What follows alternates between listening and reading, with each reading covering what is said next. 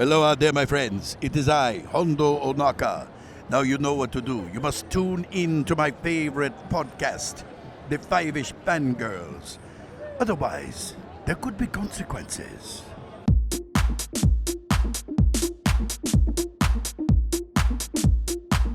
The tangents this week continue all the way to episode 417 of the Fiveish Fangirls podcast. And DJ Nick, we love you, but you're on the naughty list at the moment.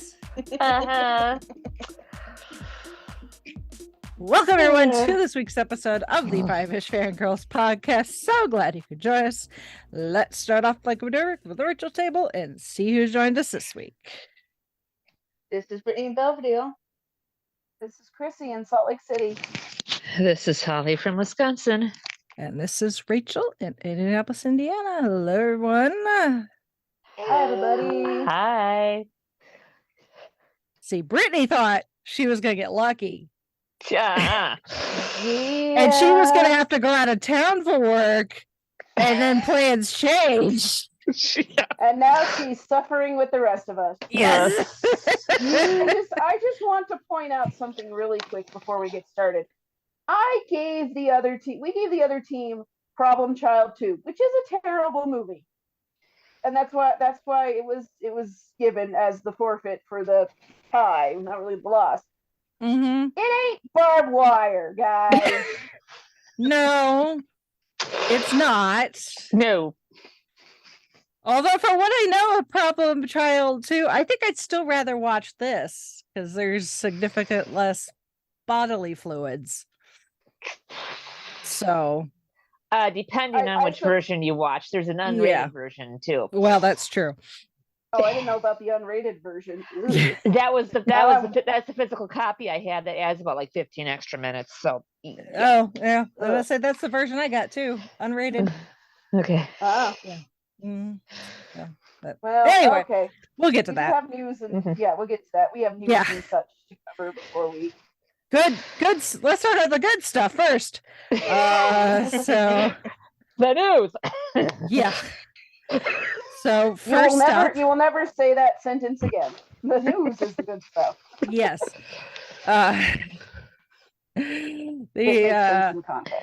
We've got this year's list of Rock and Roll Hall of Fame inductees. So, and the fact that some of these people are eligible makes me feel really old. Some of them, they've been eligible for a very long time. I'm looking at you, Willie Nelson. But Kate Bush, who has had a nice resurgence, take the Stranger Things. Sheryl Crow, Missy Elliott. Mm-hmm. I remember when she was Missy Misdemeanor Elliott. Uh-huh. George Michael. Yep. Which unfortunately this is a posthumous induction, but whatever. Willie Nelson, Rage Against the Machine, and the Spinners. Uh-huh. I see what you mean. Some of those definitely make me feel old. Yeah. Mm-hmm. So yeah, those are all the performers, and then your musical influence award. Obviously, the first guy's a DJ. I don't know who the second person is. And then the musical excellence award, Shaka Khan. Mm-hmm. I don't know who Al Cooper is, and Bernie Taupin. Yep. Al Cooper, if it's the one I'm thinking of, he's a percussionist. He's if you've ever seen Elton John, he's usually the bald guy with the glasses. Oh, okay. Behind, swinging the tambourine and doing bongos and that. I think that's Al Cooper. I could be wrong though, but that's who I'm thinking it is, if memory serves. I'll take your word for it. Good fool me.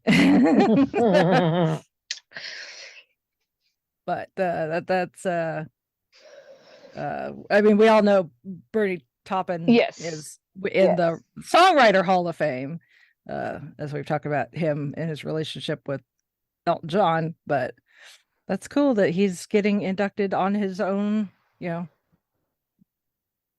Yeah, So because he's Bernie Taupin. Yes. So that's exciting. Yep. So that's cool. Still waiting on Weird Al. Yep. Not even making it on the fan vote list yet. So Well, Still waiting for a lot of people to get inducted that have well, been and eligible for apparently the fan vote, like, even if you like come out top on the fan vote, it still doesn't necessarily mean you're going to get in. Exactly. It just gives more weight. Yep. To the people that actually make the official decision.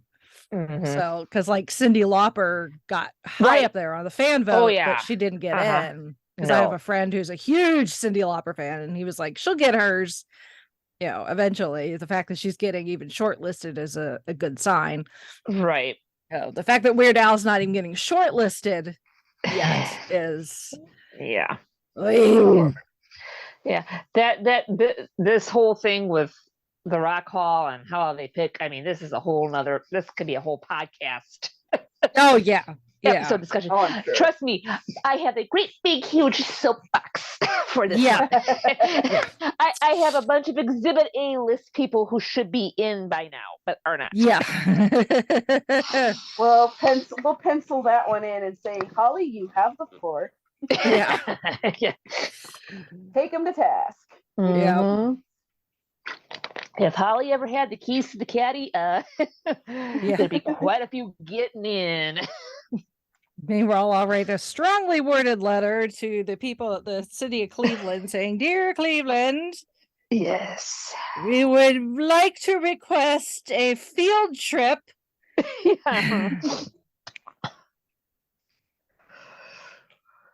Pretty please and thank you. Thank you. Yes.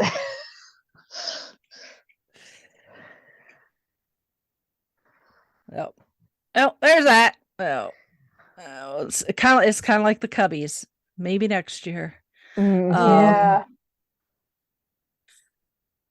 So pretty much the rest of our news is Doctor Who related, because as we're getting closer and closer to the 60th, the hubbubaloo, the excitement is building. So we finally have a release date for the Magic the Gathering Doctor Who sets. Yeah, saw that. I was like, interesting. Yeah. Oh, there's going to be 4 commander decks. And there's going to be the timey-wimey, Masters of Evil, Blast from the Past, and Paradox Power, along with bundles and booster packs, because it's a card game. It's a deck building game. So the set debuts on October 3rd. And then those sets debut on October 3rd, and then everything will launch globally on October 13th. So the timey-wimey deck is the New Who era. So it's a 100-card deck, which is going to feature Christopher Eccleston's Doctor, David Tennant's Doctor, and Matt Smith's Doctors and their companions. And then the Paradox Power deck is going to have Peter Capaldi and Jodie Whittaker's Doctors and presumably companions. No word yet on whether our upcoming 15th Doctor may make an appearance. The Masters of Evil deck, of course, you can probably assume that's going to be your villains, your Daleks, your Cybermen, Missy, I'm sure the other incarnations of the Master as well. And then Blast from the Past is going to be your classic Who era, which is Doctors 1 through 8. Nice. So that is exciting. So I had to get back into Magic. I haven't played that. Yeah, I know. It's Same like here. Chauncey tried to get me when we first got together, and like I kind of got into it, but not enough, because I was just I played that since elementary school. I was like, I was like, this is the thing. It's like I still have my cards and my mat. They're in the closet in storage in a bin. but I never really could get into it. But it's kind of like with everything else. Like when I go to Gen Con, like create a game around a property that I recognize and love, and I'm way more likely to play it. So yeah. Just a friendly word of warning: if you order these and somehow they get shipped to your house like a week or two early, don't post about it on YouTube, because then they'll send the Pinkertons after you. Yes. I kid you not. Watsy. Watsy. Good old Watsy. Watsy and Hasbro. Watsy gonna Watsy. Yep.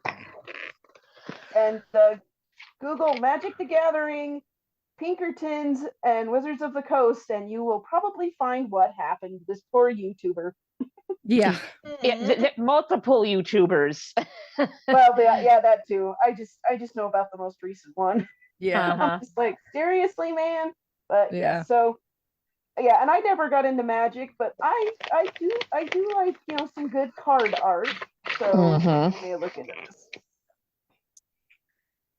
Yep. Oh. And then also to fill your shelves, we have the Target novelizations that are going to be released this year. So including a look at the cover art. So we are getting novelizations for Planet of the Ood, Kerblam, Waters of Mars, the Zygon Invasion. Interesting that they're not doing both the invasion and inversion. Right.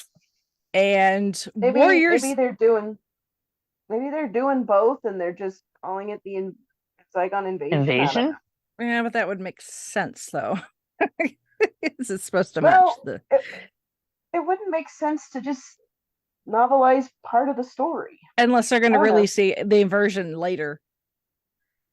Yeah, that's possible. Oh, anyway, and then continue. and then Warriors Gate and Beyond. So got a little extra with the Warriors Gate, obviously. You know, we're familiar with that Fourth Doctor story, but while the others are really just going to be novelizations of those TV episodes, and Warriors Gate is as well.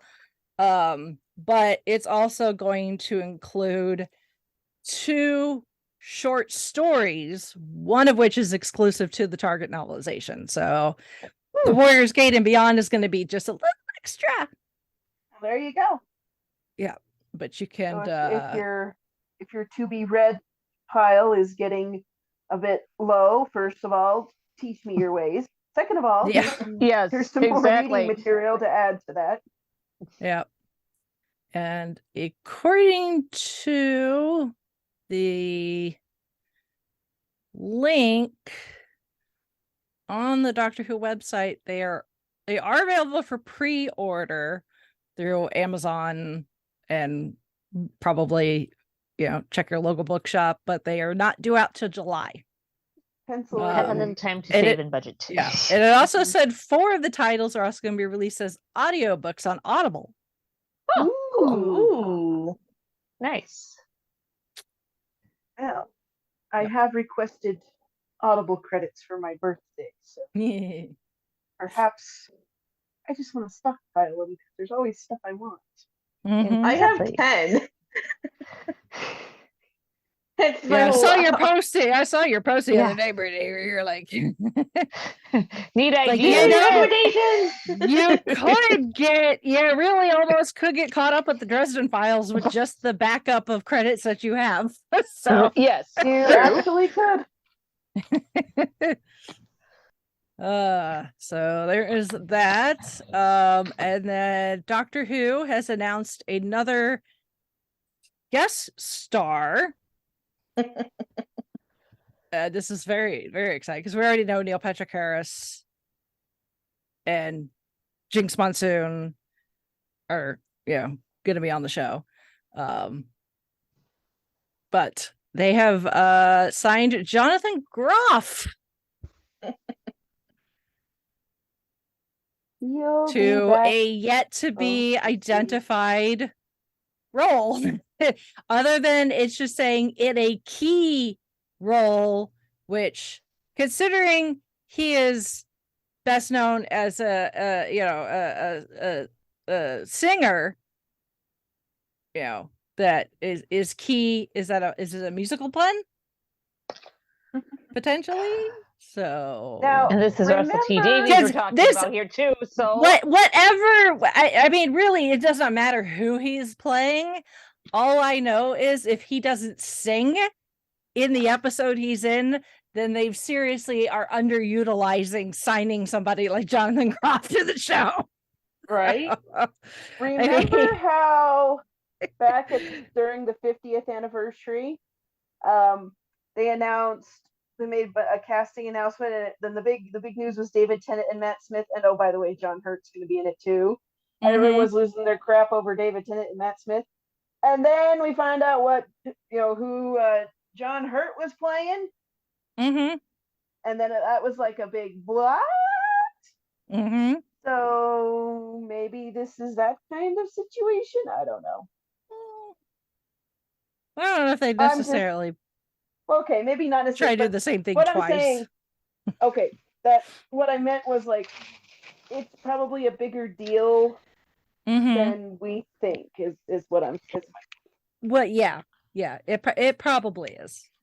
Yes. So, because like I said, you don't hire someone of Jonathan Groff's caliber and just have him be like random. At least you would think you wouldn't hire somebody of that caliber and notoriety and talent and not underutilize them. But then again, they also screwed the pooch with Stephen Fry. and That Kylie is Minogue. Yeah. And Kylie Minogue. So she was on and she didn't sing. Well, yeah, but she's not like, I mean, she's a pop star. True. So that's a little different. Right. I mean, don't get me wrong. But you're right. Yeah. Stephen Fry, he deserved a little bit longer. Oh yeah. Stephen Fry deserved a whole lot more.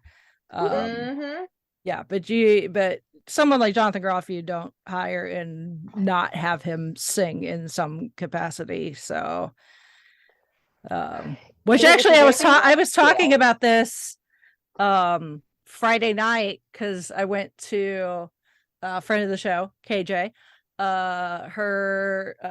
were celebrating the first anniversary of her show, and so I was at that, and Brandon Peters, also friend of the show, of the Brandon Peters show, was there, and we were talking about this, and he said that there's been rumors of a musical episode for apparently quite a while. Well, So this might be time for that. might be. It might be. So guess we'll find out. Do you think they'll maybe get John Barrowman to come back? Not tell us. Very possible. Very possible. Yeah. Yeah. It's. I mean, David Tennant and Catherine Tate made a valiant effort in the Ballad of Russell and Julie, but Yes. Yeah. the singing best left to The professionals. the professionals. Yes. Yeah. Yep. So, but anyway, that's exciting as we get closer and closer to November. We're gonna get more and more stuff coming out from the BBC and all that, so it's exciting. And we don't have to worry about a writer's strike on the other side of the pond. Yeah. Finger everybody part that's crossable crossed. Not that we're begrudging the No, WGA no. here. They're No. absolutely within their right. Yes, So- understandable with them. Yep. It sucks that means things like season 5 of Stranger Things and the Blade MCU movie are now being forced to be delayed. But it's a small price for us peons to pay. Yep. So In the meantime, watch more YouTube Yeah. because there's a lot of it. Mm-hmm. Or, get on that to read list that you've been ignoring. Yes. That's true. So. So there is that, but also speaking of Doctor Who in your feeds, the latest episode of Next Stop Everywhere Doctor Who podcast. I made an appearance discussing a Big Finish audio that may sound very familiar. Mm-hmm. Trial of Valiant. Yep. Twist my arm. I had to talk about this particular audio. You don't know how close I was to before I sent my feedback. Putting Rachel with a question mark behind it. I should have. You should have. Because I had an inkling. I'm just like, ooh, carrot, dangle. Is she going to be on? Twist my arm. Yeah, exactly. Charles is like, thank you so much for coming on. I'm like, it's a 6 Doctor story. What am I gonna unless I just had a really, conflict or something that caused me to not be able to be on the show. I'm gonna be there to talk 6 Doctor. Mm-hmm. You're like, I'll be there with bells on. Mm-hmm. Did somebody call my name? Mm-hmm. Did somebody say carrot juice? I'm there. So there is that. And then in the Patreon feeds, we have this month's gold standard Patreon requested episode with said patron as guest. Shalane joined us to talk about Breakfast at Tiffany's, the movie, not the song. Cool. Though the song was inspired by the movie. Yes. For all of us 90s kids. Uh-huh. So that's exciting. Yep. So that is really what we've got in the way of news. We do have feedback. Speaking of Shalane. She says, hey, I'm excited for this movie. Wish. I hope it's good. And we got Chris Pine, and he looks like he's going to play a villain in this movie. Possibly. I'm counting the days for this movie and still on my celebration for 100 years of Disney this month in time to watch the Disney Renaissance, which is a very good era. Now, going back to Iron Man, I started to be an Iron Man fan since my friend got me into the Avengers, and she was Iron Man for Halloween. It was my senior year of high school, and the third Iron Man was coming out around that time. Now I listened to the Fiveish. I said, now that I listened to the Fiveish Fangirls podcast, I'm letting you, Rachel, be the Iron Man fan. Why, thank you. Ant-Man is my top favorite MCU favorite. Because before Ant-Man, I was trying to decide who was my favorite MCU character. There was so much to choose. And then Ant-Man came out, and then I decided to choose Ant-Man, along with Doctor Strange and Hawkeye, after Loki, Winter Soldier, and Spider-Man. And the list goes on and gets changed a lot. It's because they keep adding. Yes. Mm-hmm. So it's a first world problem. Yeah. I do like Doctor Strange too, so. And he's still alive, so I got that going for me. Spreadsheet updated. Yeah, I mean, it doesn't. You can have your favorite, but it doesn't help when they're dead. That's true too. So, like, yeah, I love this person, but I'm never gonna see them again because they're dead in universe. So, again, first world problems. Since I've been listening to your girls' podcast, I've calculated all the MCU movies girls have talked about. We've done from Avengers to Ant-Man and the Wasp: Quantumania, next up Guardians Volume 3. I guess yours probably didn't talk about Thor: Dark World, Captain America: Winter Soldier. Am I correct? Because I didn't start listening to your girls' podcast until about 2015, I think, because I was studying the MCU movies and studying in school. Well, when we started the first Guardians was like the new. newest Yeah. MCU movie, and we Right. didn't dedicate an Mhm. episode to that. I just gave a best a recap as I could without spoiling anything, and I know I probably did a very terrible job. Yeah, we didn't start till 2014, and those other movies came out the first Avengers was 2012, so yeah. Right. I think it was that. I think was our first one Ultron? Maybe. I'd have to go back and look. Yeah, I can't. Yeah, because we have not. Yeah, we didn't start dedicating actual episodes to MCU movies for a while, I think. We'll look that up and get back to you. Yeah, so we're kind of retroactively having to go back and do some of them. So, because by the time we started, the MCU was what 5-6 years old. So there was a lot going on there. Yeah, there was already a lot, and now it's like, geez. Yeah, like somebody I'd seen that somebody had put together like a list of the Marvel movies in order of their opening weekend, because they were like seeing where Guardians 3, what their opening weekend, where it ranks. It was somewhere in the middle, but I was just looking at the list and I'm just like, oh my gosh, there's so dang many from of these. what I can find by doing a search for MCU on our webpage, looks like it was episode 43 with Age of Ultron. Okay, that makes sense. Yeah, but we did start talking about Agents of S.H.I.E.L.D. though when it started. So Right, correct, yes. Yeah, and Agent Carter. Mm-hmm. Yep, that was a thing. Yeah.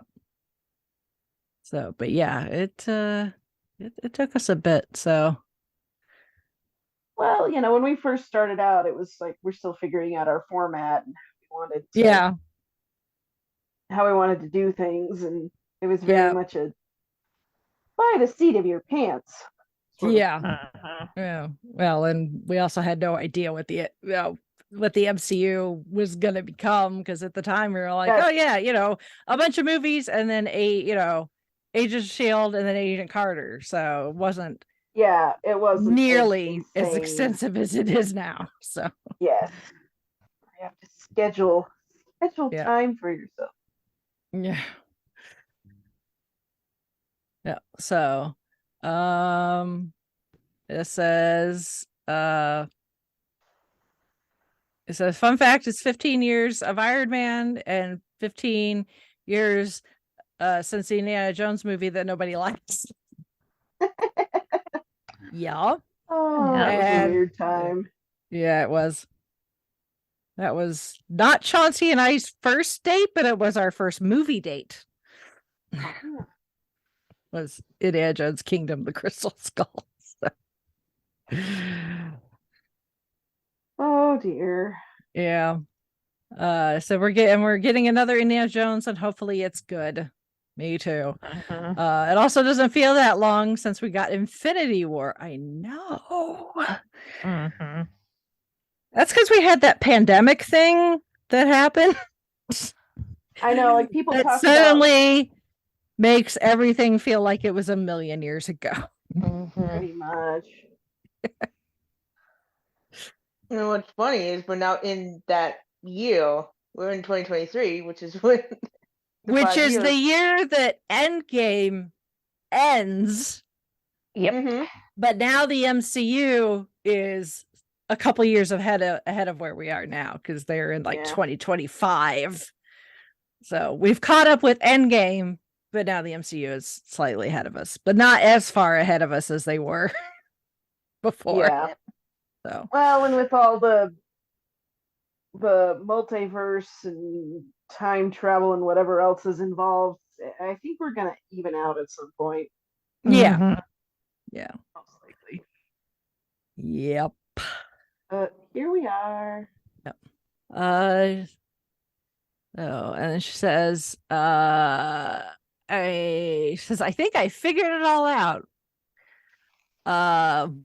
They released Iron Man 3 in 2013 because it was a 5-year anniversary of the MCU. Infinity War was 2018, which is 10 years of the MCU, and games takes place 5 years later after Infinity War, so 15 years of the MCU, just like we were talking about. This is like the same thing I figured out with Harry Potter. The first Harry Potter movie released in 2001, 10 years when Harry Potter went to Hogwarts 10 years later in 2011, the last Harry Potter movie was released. Yeah, because the in-universe timeline of Harry Potter is not nearly as matched up as the Disney MCU, because it's like the last book was released in 2007, but it was, yeah, so yeah, it's a little messy. So, because like it was just recently in the last few years was when 19 years later the epilogue occurred. So yeah, pretty much. Yeah, I was listening to an audiobook recently, and I was like kind of realizing that this, because it's, you know, supposedly set in our world, but they don't pin down a specific year, and it's like that's probably a good idea, just so you're not like, oh, I say it's this year, but then you have to write something that has to contradict what it really is, and it's like, just kind of keep it vague. Like no reason to pigeonhole yourself into certain dates and times if you can help it. Yeah, just an opinion. Yeah, this is why I'm not a writer. Oh, believe me, like Jared having to write about, you know, distances in space and where did I say this place was in relation to this other place, and having to calculate all that out. I'm just like, ugh. That just seems like work. Yeah. World building is fun. We promise. She says that roller coaster with the tower at a local theme park in Utah is called Cannibal. Cannibal, thank you. There is a cliffhanger, but I was like, no, that's not the right one. Yeah. And then she said a quick follow-up saying, one thing I forgot to mention about the MCU is the TV series that you girls have talked about, which we kind of touched upon a little here. Said I didn't jump on the bandwagon of the MCU until the first Avengers also. So yeah, not all of us were there from the very first I Am Iron Man, but better late to the party than never. You know, sometimes you discover a franchise once it's kind of geared up a little bit. So no shame in that. Nope. Like you know, I mean, discovering Doctor Who when it turned 49. Yeah. So you find it when you find it. Yeah. Exactly. And have fun playing catch up. Yep.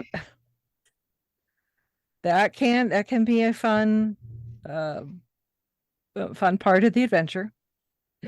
I mean, I've I've heard of, you know, teenagers that come into the library now who are like, you know, I just discovered this show called Full House from back in the 90s. Do you have any of those? And I'm like, I could probably find you the DVD or something. Like, I watched that first run. Or the other one that somebody came in was like, Boy Meets World.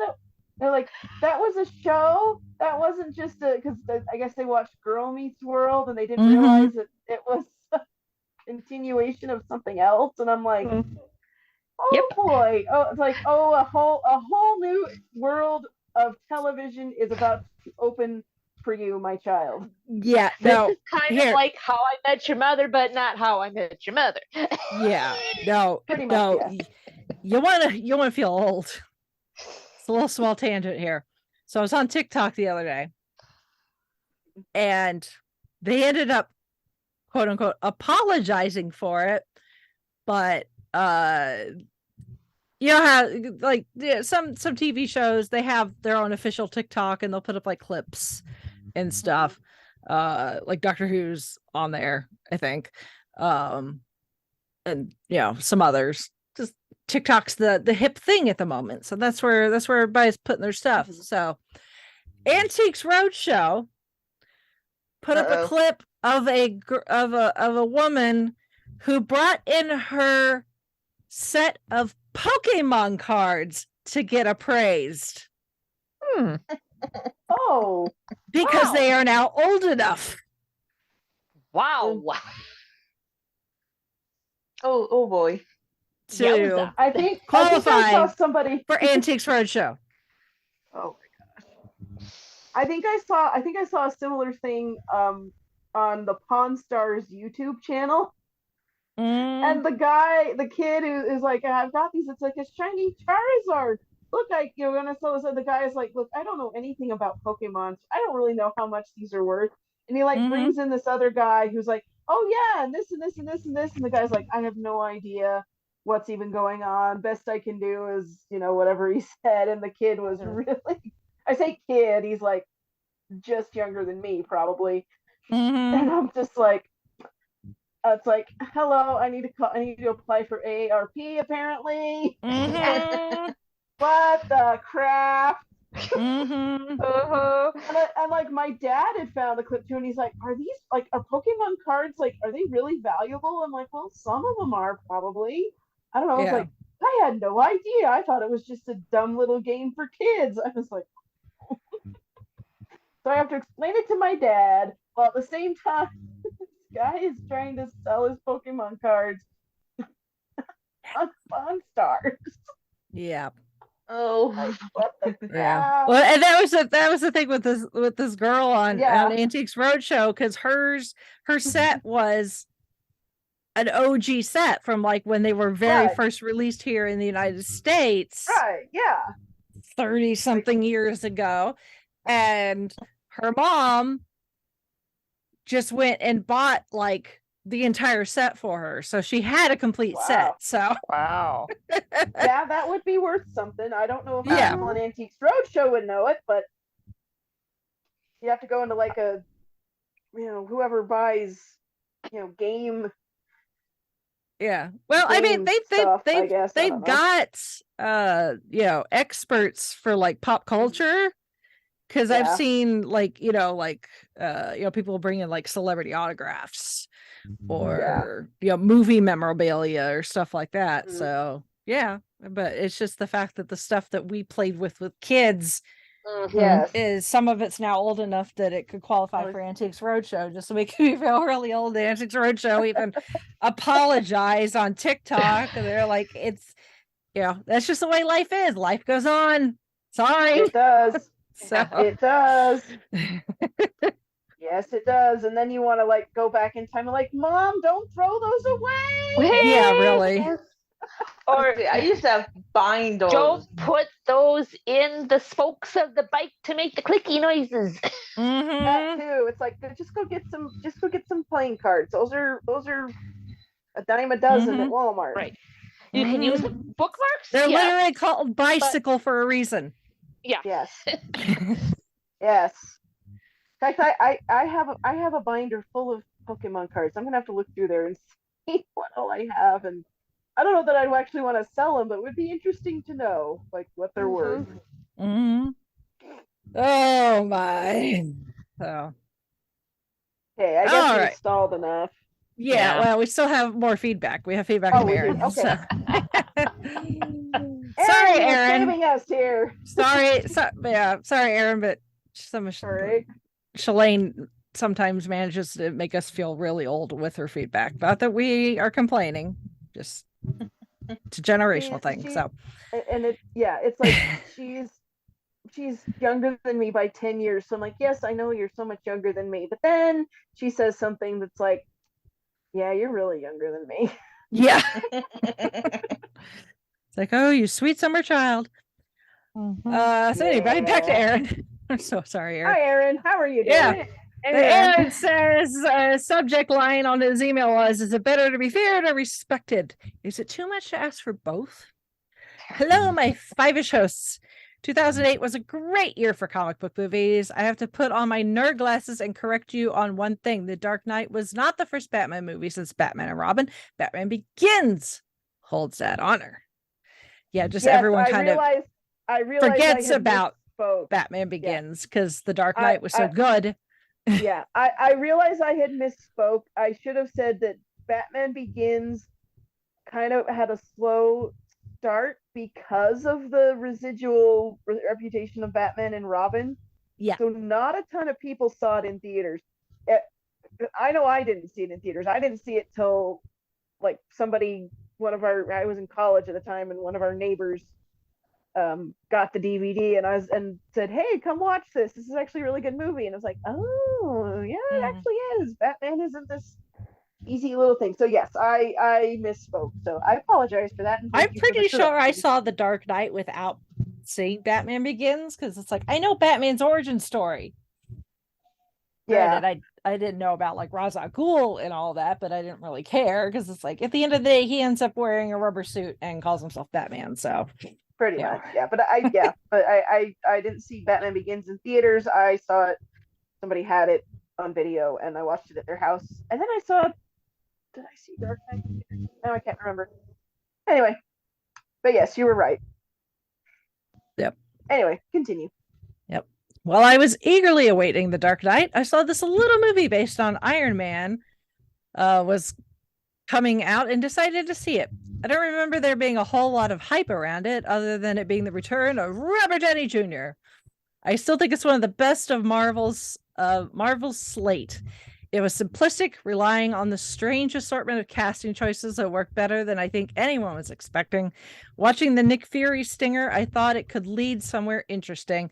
Though it wasn't until a month later, while watching the underappreciated The Incredible Hulk and seeing Tony Stark show up for a scene, that it really hit me just how great this shared universe could be.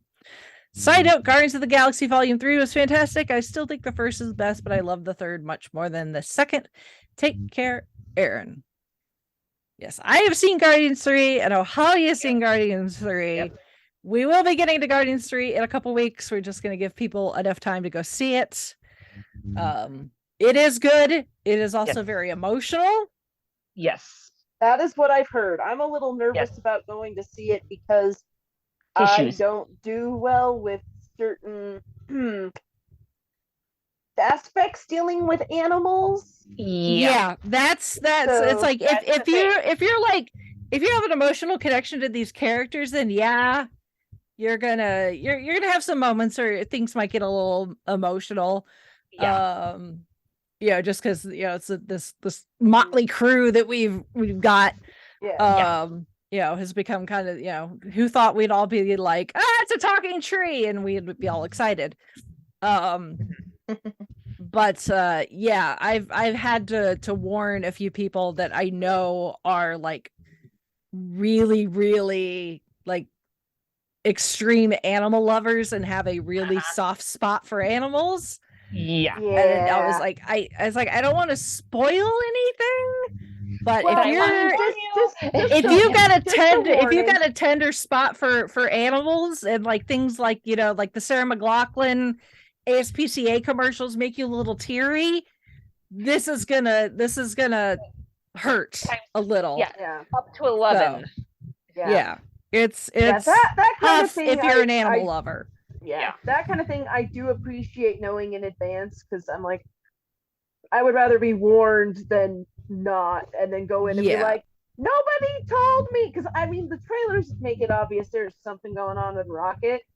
Yeah, but at the same time, and we've kind of guessed, but it is connected to Rocket's backstory, and it does explain and fill in a lot of gaps of why Rocket is the way he is by the time we meet him in the first movie. Yes. So yeah, he's definitely got a tragic backstory, and it is tough to watch. Yes.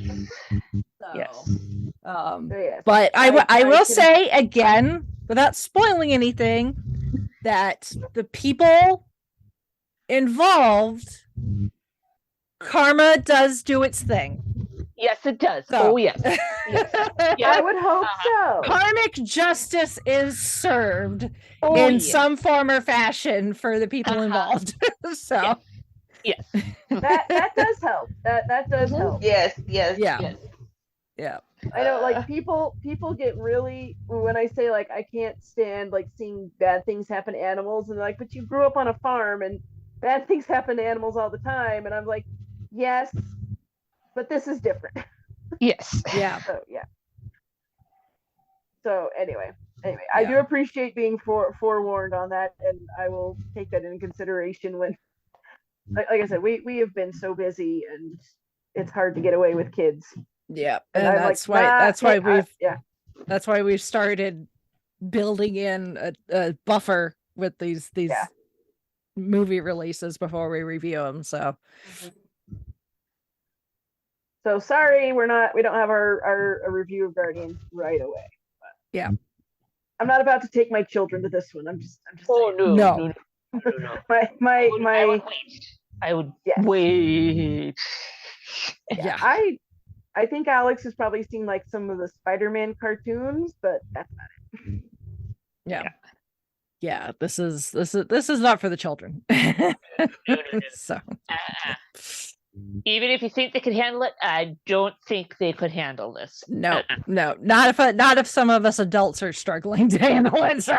Because I mean, I even had to lean over to my mom and like, sorry, I completely forgot that this was a possibility. She's like, it's okay. She had seen the first Guardians movies. She's like, I kind of figured, but I'm like, yeah, I'm sorry. Yeah. So there you go. Anyway, sorry, Aaron, we didn't mean to interrupt your feedback with a tangent. But... Hey, it's what we do best. Yep. No. All right. Well, moving on. And speaking of things that are definitely not for children, absolutely not. We're gonna put a big old content warning right here. From here on to the rest of at the end of this podcast episode, if you're one of our fans that usually listens while kids are in the car or whatever, don't. Pause this. Put on, Peppa Pig or the Coco Melon soundtrack. Yeah. The remainder of your drive. Yeah. I mean, we do typically try to stay in the PG-13 area. Although granted, then it's a light PG-13. Right. Yeah. We I mean, obviously we've discussed Game of Thrones, but that's it's a whole other ball of wax. Different can of worms. Yeah. So but this is technically based on a comic book. From Dark Horse Comics. Yeah, from Dark Horse Comics, who Dark Horse has been responsible for some very good comics out there. Sin City, Hellboy, Buffy, some Star Wars. So as the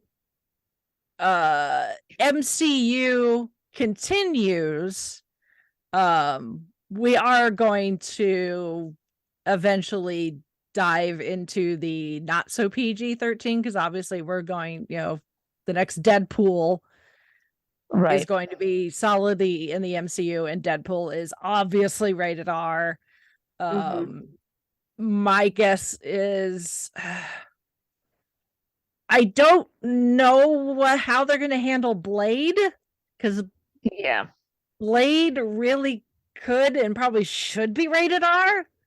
The Wesley Snipes ones were. Yeah. So the Mahershala Ali, because we've got Deadpool who's rated R, that I could see some of characters like Blade, as exciting as they are to be getting them properly in the MCU, Blade probably should be rated R. So it's just one of those things that some of those comic book characters are not as family friendly. Which makes me laugh when you've got some of these pearl clutching commentators. You're like, comic books are for children, and any adult who reads comic books is an immature blah blah blah whatever. And I'm like, clearly you have not read that many comic books, my friend. Yeah. So this is definitely rated R. At least Possibly, it was when it was released. I'm sure it was rated R, but as Holly it was. Yeah, as Holly and I discovered from our library acquisitions that there's an unrated version. Oh yeah. Oh my Which gosh. I don't know. So what's really fun? Okay, so this is our Oscar competition punishment film. Yes. We did not choose to do this. Thank you, Nick. Yeah. This was chosen for us. Nick, being the captain of the other team, he decided, and also he won their team competition, but he's also the team captain, so he was the one that got to bestow our prize / punishment on us, because it's a tie. It was a tie, so you can look at it either way. You want to be glass half full, glass half empty. Right. In this case, it's a lot of broken glass. Yeah. But yeah, so we got assigned the so charming Pamela Anderson comic book adaptation Barb Wire. Which I don't know about you, Holly, but for me, because it's not streaming anywhere unless you pay for it, you rent it, and then you can get it from like iTunes or Amazon or whatever. So, but I always try to go through my library first. And in the state of Indiana, most of the libraries in the entire state use a system called Evergreen, and that allows you to search the catalog of all of the libraries that use that system. And that's how you do the interlibrary loans. So you can type in whatever book or movie or whatever it is you're looking for, and if it's in the system, it'll tell you where how many copies are available, the specific copy, because in some cases it's the DVD versus the Blu-ray, or the or it's like, this is the first this DVD that was released in this year, and then there's like an anniversary release that's slightly newer. So but it tells you how many are available of that type, what system, where they're going to come from, and if there are already any holds ahead of you, so you might be waiting a little. So I log into Evergreen with my library information. I type in Barb Wire, and according to Evergreen, in the entire system, at least of the libraries in the state of Indiana, which is a good chunk of libraries, it's like pretty much one for each county, at least, there is one copy in the entire state, and I currently have it. You were lucky. I searched the two library systems, and Utah's libraries aren't connected like Indiana's, because we've got the northern state is populated fairly well. There's some towns in the southern part of the state. Central is all rural. There's nothing. So there would be no way to do something like that here. And I had to purchase my copy because my library system did not have a copy of Barb Wire. Yeah. The two and I'm renting. I have access to.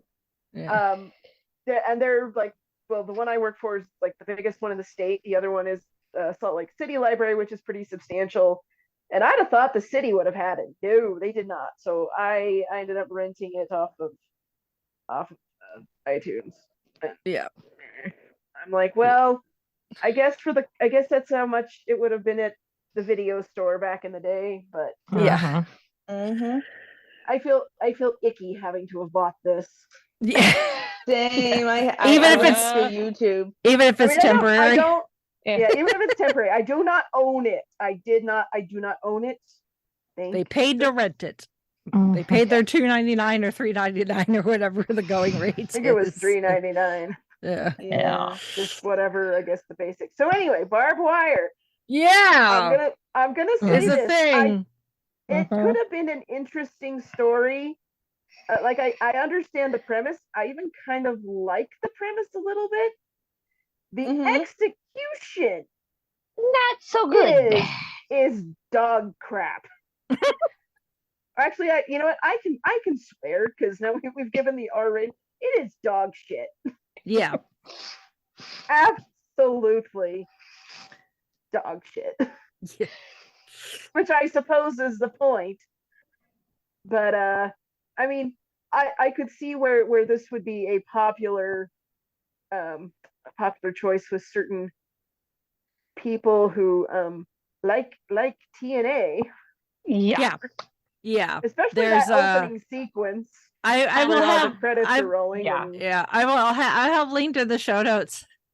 They're old, or at least one of them is the YouTube video is like 5 or 6 years old, but it's Nostalgia Critics it's even review older of it. than that.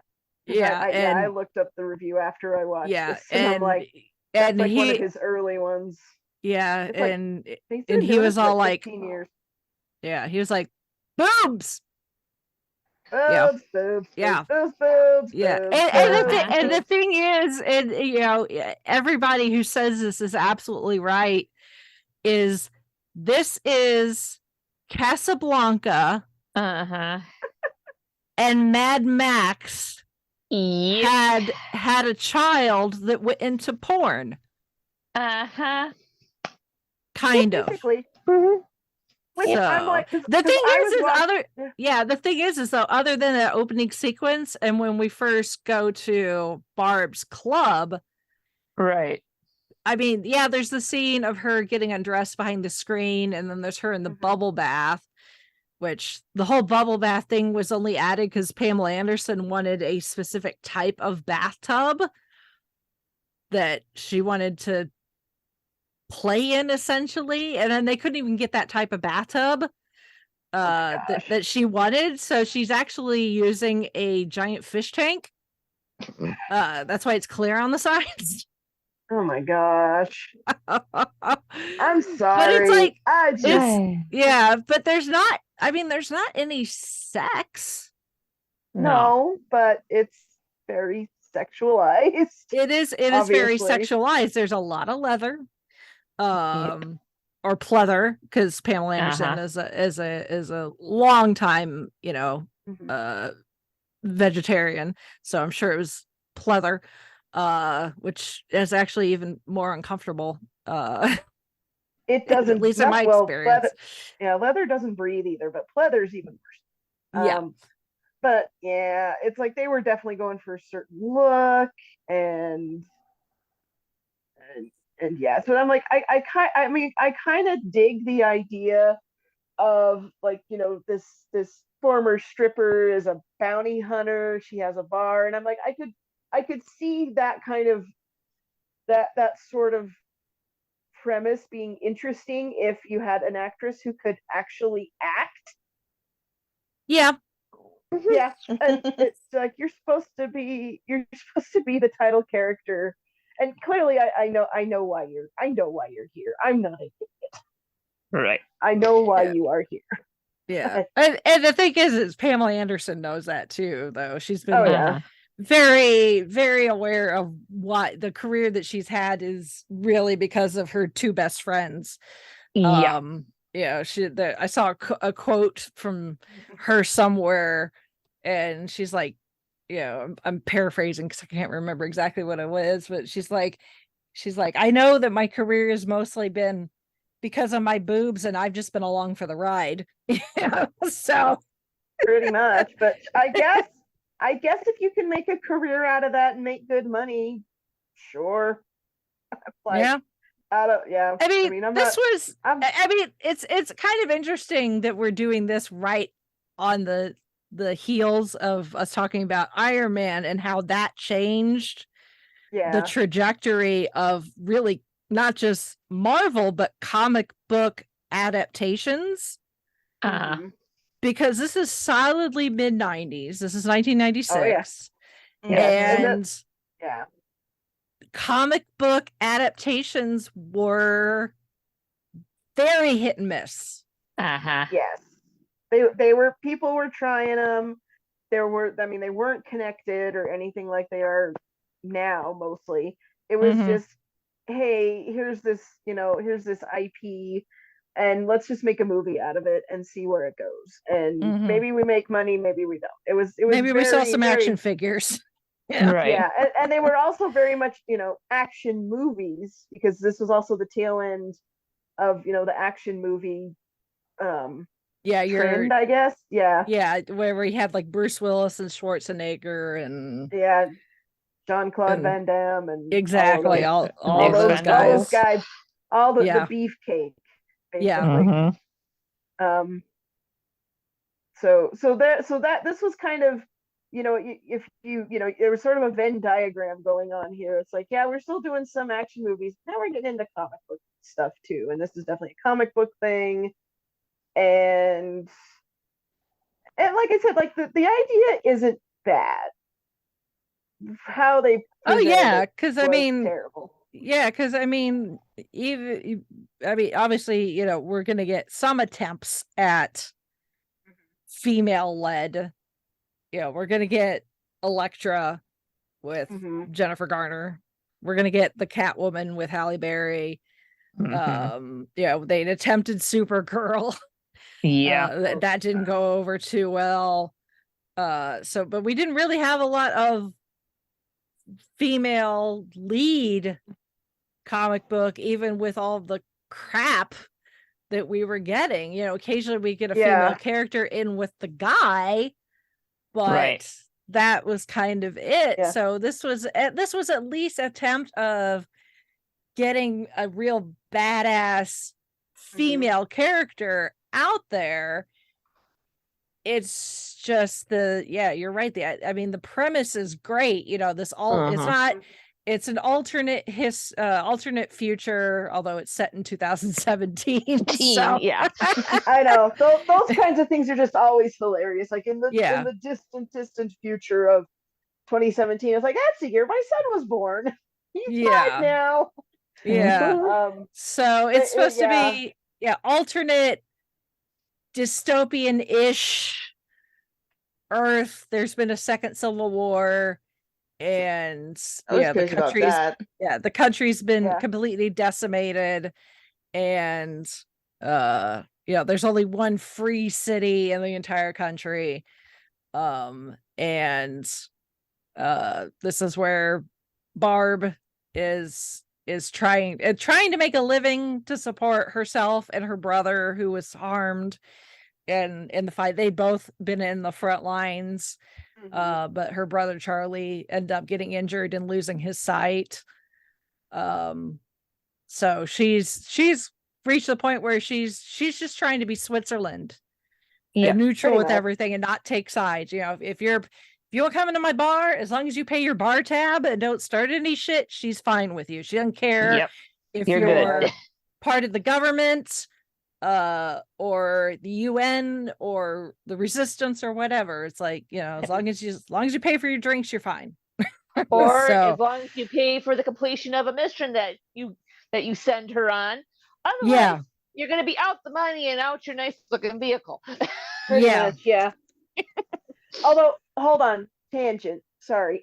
Because when you put it like that, I just realized. So there's an anime that is very popular right now. It's called Spy Family, and that, I don't want to get bogged down in the details because it's not pertinent to the situation. But in the family, they're posing as a family.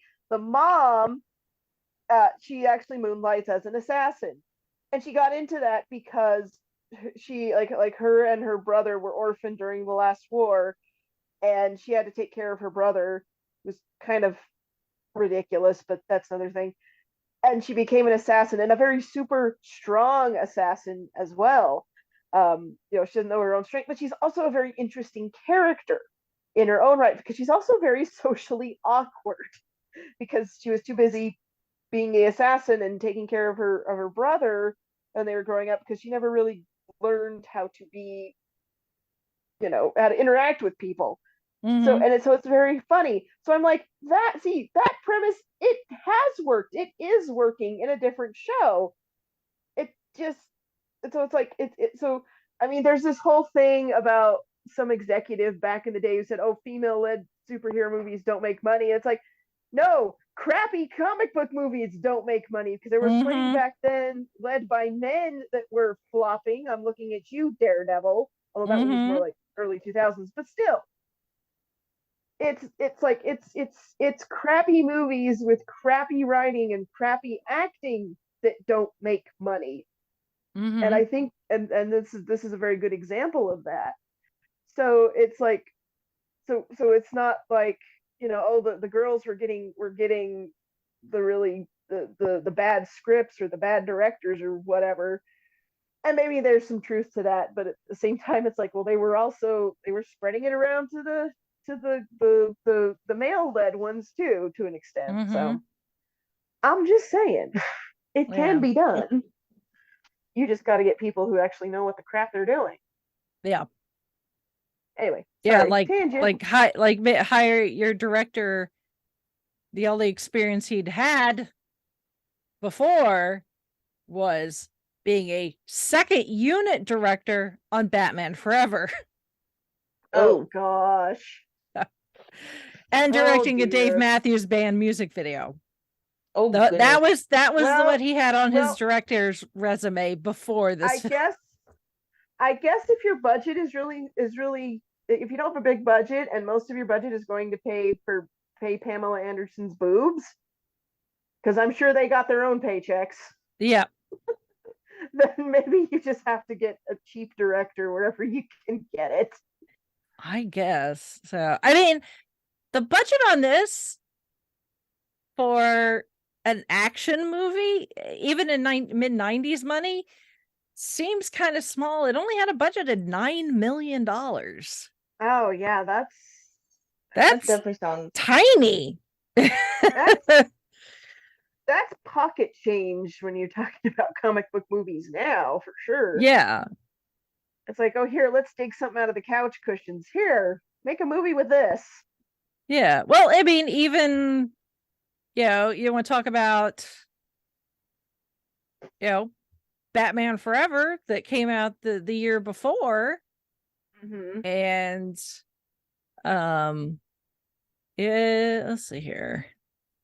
I don't know what its budget was. I'm sure it was a lot more. I'll find it. Not you would think even so it's such a low budget, $9 million that may, even as much as it was panned, that maybe it wasn't a complete disaster and it made like under 4. But yeah, Batman Forever, which came out the year before, its budget was $100 million. So, yeah. So yeah, and that one quite a difference. And that one even isn't very highly regarded, although I think people tend to like it more than Batman and Robin. But yeah, because I mean, you hired Jim Carrey as the Riddler. Right. Yeah, that's true. You're asking for you're asking for chaos, probably, in the best way. So, yeah. It's a $9 million budget and it made less than 3.8 million. So, yeah, that's domestically. So, which I don't even think it got an international release, to be honest with you. I would imagine not.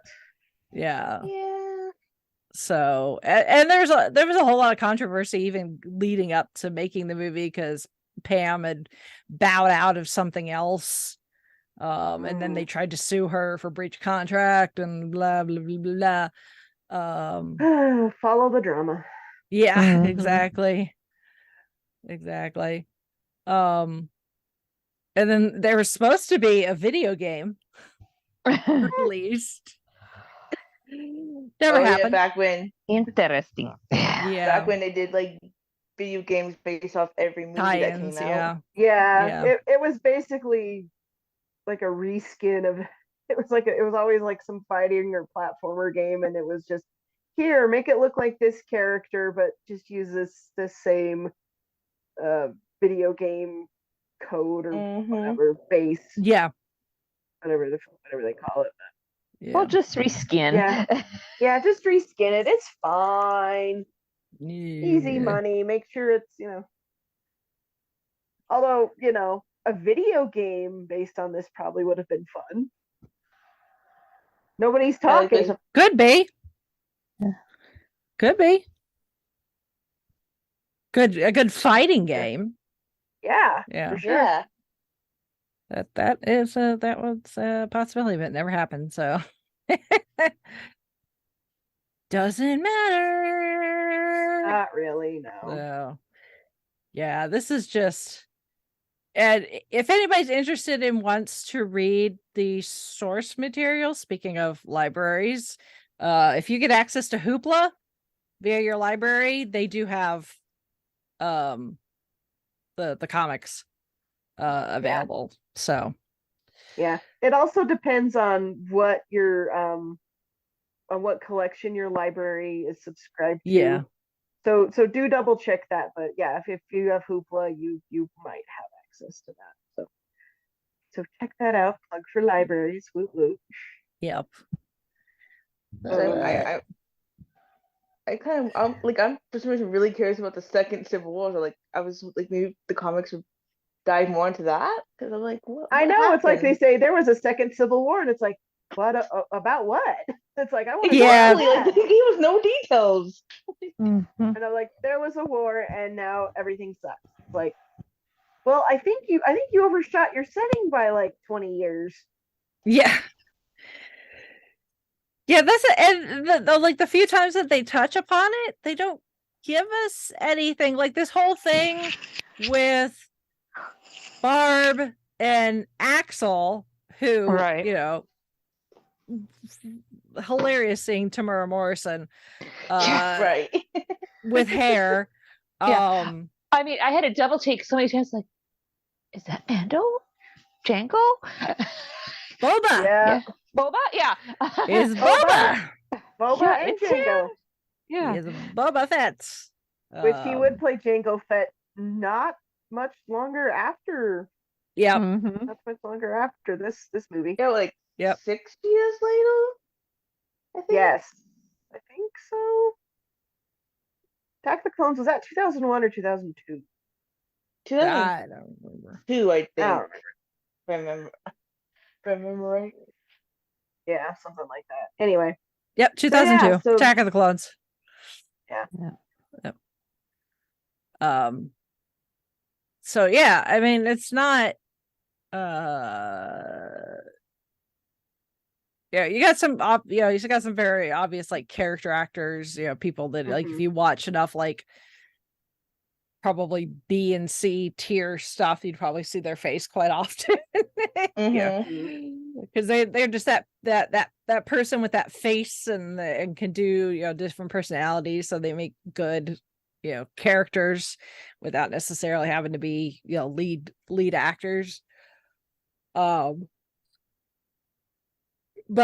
we have a little bit of this history of Barb and Axel were in a relationship.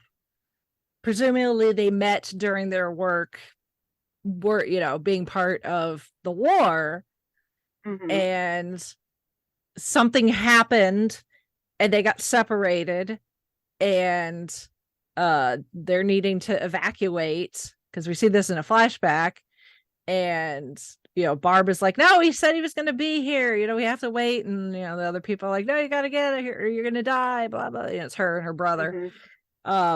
And Axel never shows up, and then she never sees him again for like 3 years until, much like in the movie that most people compare this to, much like Casablanca, he shows up, of all the gin joints in all the world, he has to show up at hers. And honestly, I don't think people would have made the connection because see, I didn't know anything about this movie till I watched it. Nothing. And I never knew that it had been compared to Casablanca, nothing. But I have seen Casablanca. And I'm watching this, I'm like, she's in a bar. They're in a bar. They were in a war. They were lovers, and now he's married to this scientist lady.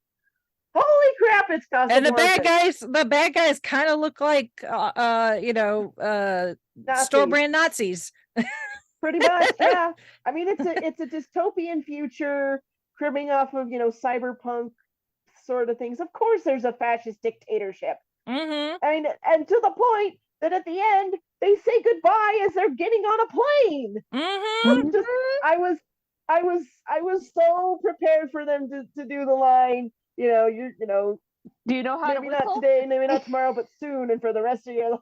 I was like, oh my gosh, I'm sorry, Humphrey. I'm really sorry. Well, there are mentions of Paris. So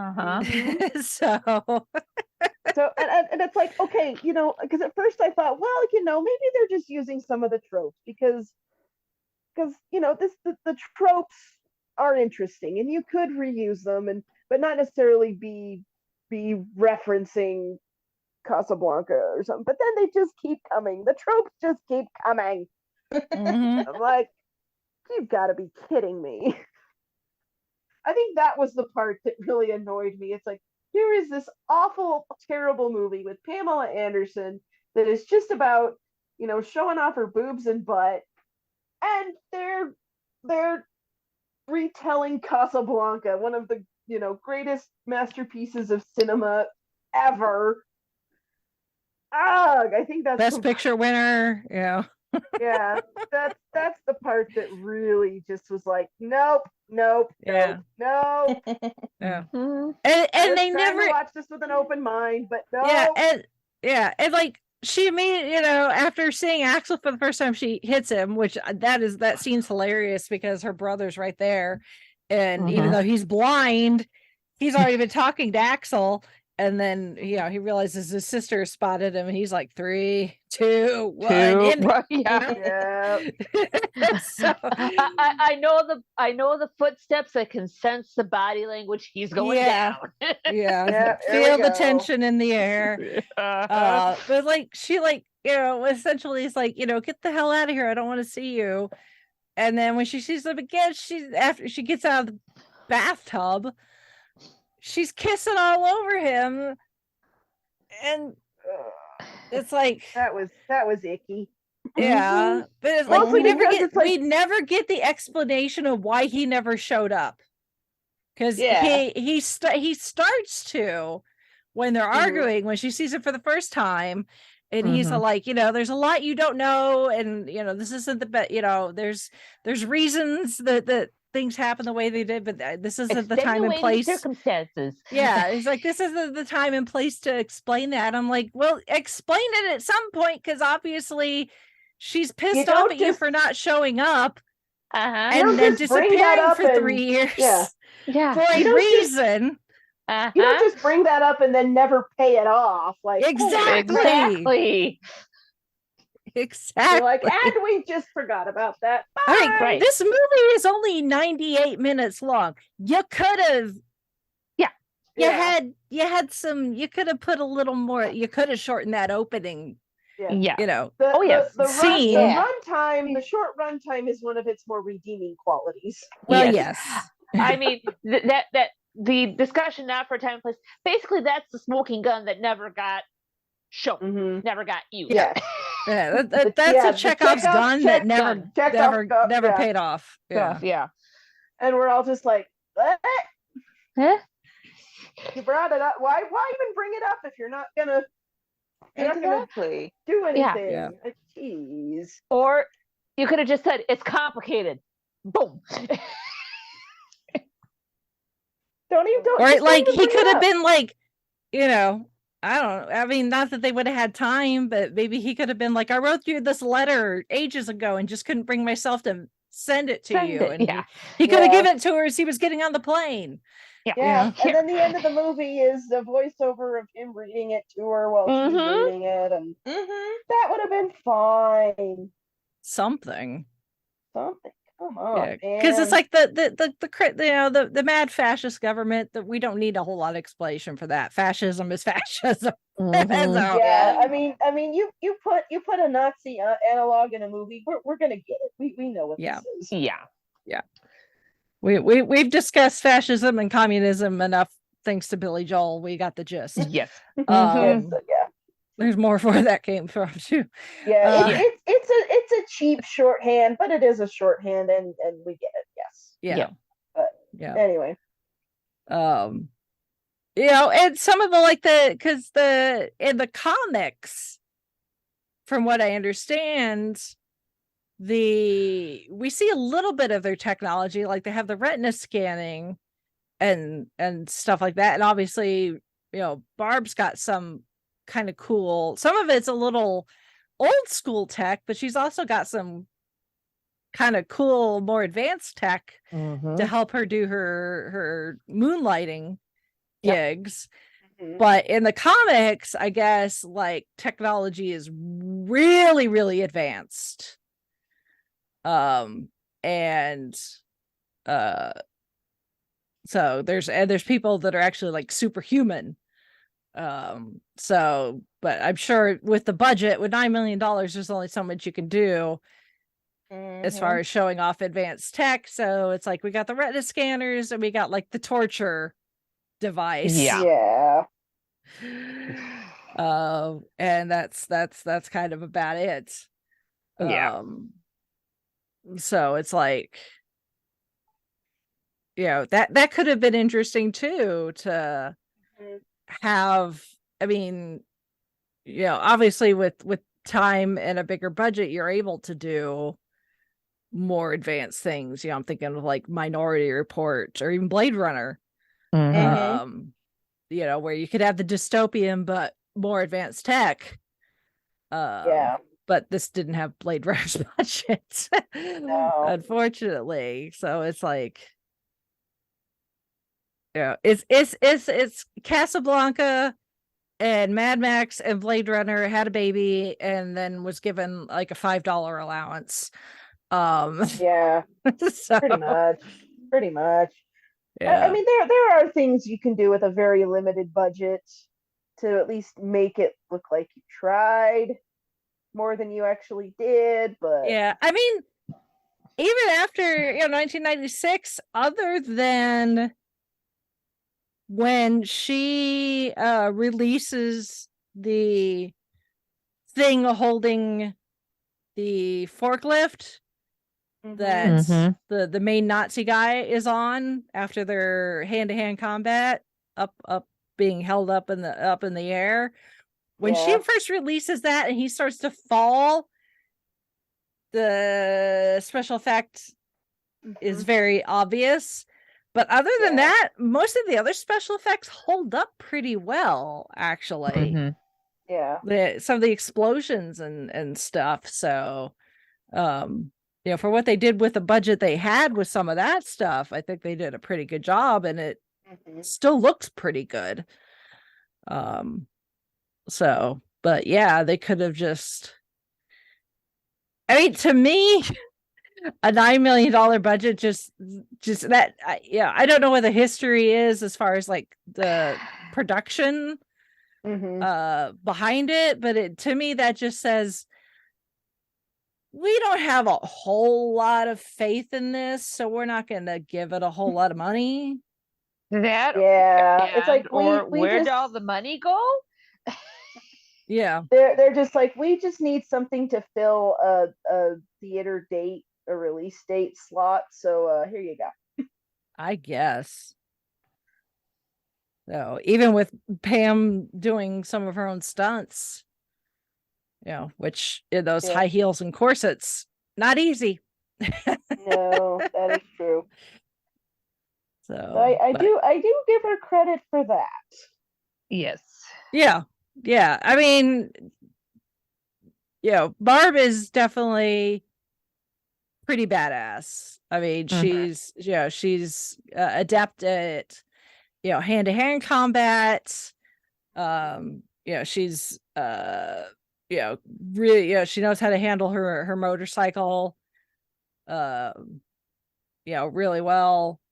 And obviously with tech, she's quite good, because we see her with the whole blowing the wall and everything, which was really cool. So it's like, yeah, she's pretty badass. I mean, she's not a superhuman. She's very Black Widow-esque, Yeah. so cut from a very similar cloth as Natasha Romanoff. Just where, not without being a spy, you're sort of a mercenary bounty hunter kind of thing. Exactly. Works great. Yeah. So, but it's I mean, from what I know now, Pam is a better actress. When you get her in the right vehicle, she's actually pretty good. Because I know I think it was last year, she did a stint on Broadway playing Roxy in Chicago. Huh. Okay. So, and maybe from what this was a jumping off point. Yeah. So, and from what I've seen, the clip, she's actually pretty good. So it's just, I don't know if she just needed time to figure out what kind of actress she is. Better direction. Or better direction, or just the type of thing that she's in. Yeah. So it's better suited to her strengths. So, because I mean, if you want someone with sex appeal, she's definitely your person. Yeah. For it. You want someone to blow up something and look really good while walking away from an explosion, she's your person. But like some of her voiceovers and the way she talks, it's just like it almost sounds like she's trying to be like I don't really give a crap. I'm just trying to live my life and do things my way. But sometimes she just sounds kind of bored. Yeah, and that doesn't really work for this. I mean, I don't know if she was like trying to be, sexy or whatever, but some of those lines are just kind of like, no, I don't know. You're kind of phoning it in, honey. But I don't know. I don't know if this was like her first acting gig or first major one or something like that. But yeah, it could have come down to direction, or just they didn't have time to do another take. It's the budget. They just didn't have the money to keep going. But who knows? Well, because this was 96, and let's see here.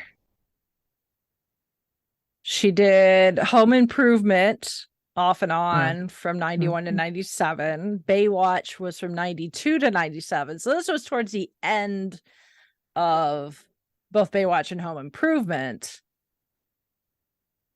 But she had done some TV and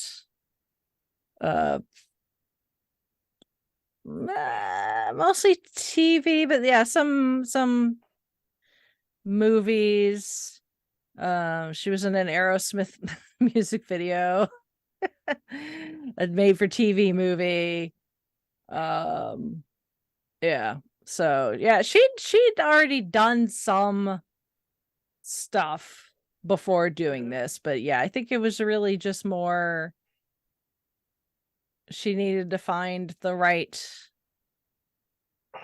thing for her. So I think, but yep. Yeah. So, but yeah, it's a thing that happened. It's a thing that we've now watched, and I hope we outright win next year. Yeah. Yeah. Especially Yeah. considering we've added a couple more options to our list. Yes, we have. Oh my. So yeah. For I mean, obviously I can't, everyone's got their own opinions and tastes Mhm. and stuff, but after watching this, if I hear anyone complain about superhero fatigue,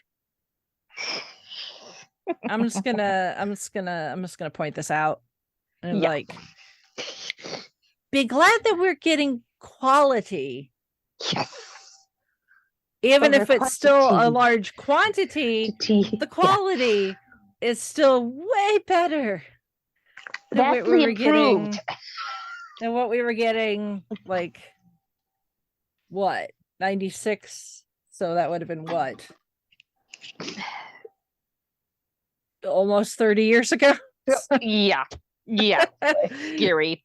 Okay. So This is funny though. I will say this. So Barb Wire was nominated several times for like the Golden Raspberry Award. I guess it's probably the Razzies now. Yeah. And my favorite one that it was nominated for was Worst Screen Couple, shared with her, quote, impressive enhancements. She was nominated, did not win, was nominated. No, she won for worst new star. Yeah. I was just, going down her Wikipedia page, and that made me laugh. So I'm like, okay. For that joke, I guess it was worth it. Yeah. Mm-hmm. I don't know why that made me Yeah, it's Anyway. it's the worst picture equivalent of really the Academy Awards. Well, yeah, Mhm. yeah. Um, The Razzies. I don't know if it is the Razzies or it's. Yeah, Oh, yeah, it this is. the We just Razzies. we call them they just shorten it to the Razzies. Just like nobody really calls it the Academy Awards; they're the Oscars. Yeah. Yeah. So, but Well, it was Golden Raspberry. I didn't realize they were Golden Raspberry. Yeah. The Razzies. But anyway. Yeah. So you want to know go. what did win for worst picture that year? What? Striptease. Oh, jeez. Demi Moore. With Demi Moore? Yeah. Oh my gosh. It was the nominees were Yeah, it was Striptease, Barb Wire, Ed, which is a baseball comedy about a chimpanzee Oh, I that don't plays remember that baseball. one. The Island of Dr. Moreau. Oh, I remember that one. That was with Marlon Brando. Marlon You wanna talk Brando about and Val Trouble Kilmer. Productions. You want to talk Yeah. about Trouble Productions? Yeah. And The Look Stupid. Yeah. Which is a Tom Arnold. Oh my gosh. If you ever want the most hilarious take on the Trouble production of the Island of Dr. Moreau, look up the Critical Drinker Development Hell Island of Dr. Moreau. Holy cow, that video is so hilarious because it's just that was a train wreck. But anyway, so there's that. All right. Anybody else have anything they want to say? I'm tapped out, but Yeah. Same. Even Roger Ebert was nicer than we've been. oh, Roger That's Ebert, surprising. bless his heart.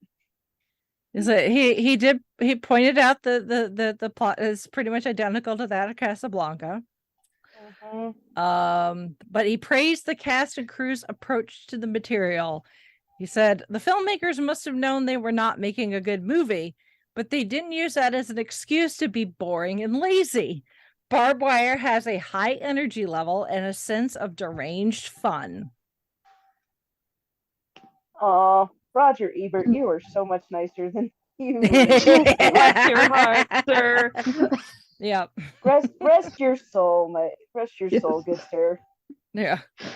Anyway, well, if anybody else has a dying need to chime in about this movie or anything else we've discussed on this podcast today, What's the over under that Aaron has seen this? I don't know, Aaron. Let us know if you've seen this before now, or Yeah. So let us know what your thoughts are or any other feedback you want to send. Our email address is fiveishfangirls@gmail.com. You can also visit our website, which is thefivishfangirls.com, and find links to our social media, places you can leave comments, and check out what else we've been up to. If we get comments, we treat those as feedback as well. You can also help support the podcast through our Patreon and our merchandise shop, and also download our podcast wherever fine podcasts are sold, except we're free, so don't worry about that.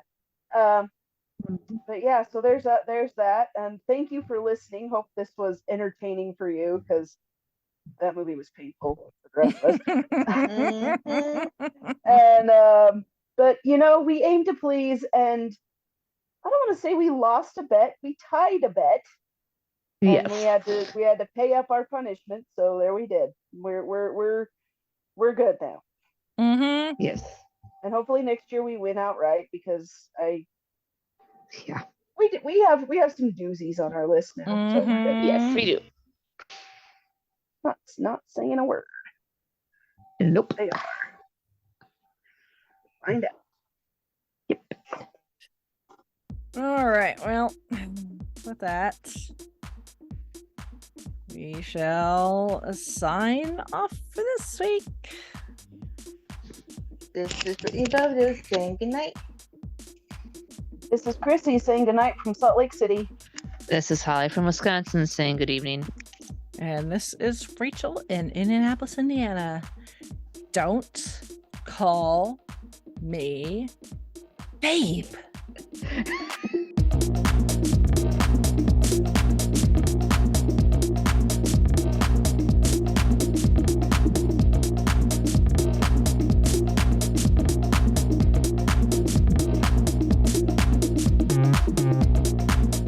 Thank you for listening to the Fiveish Fangirls.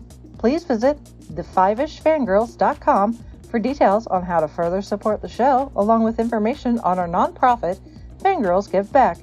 We love our Fiveish fam and appreciate all of your feedback, shares, and encouragement. Remember to keep letting your geek flag fly.